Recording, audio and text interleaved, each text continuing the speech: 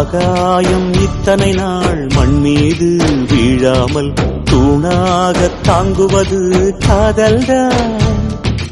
ஆண்டாண்டு காலங்கள் பூலோகம் பூக்க அழகான காரணமே காதல்தான்.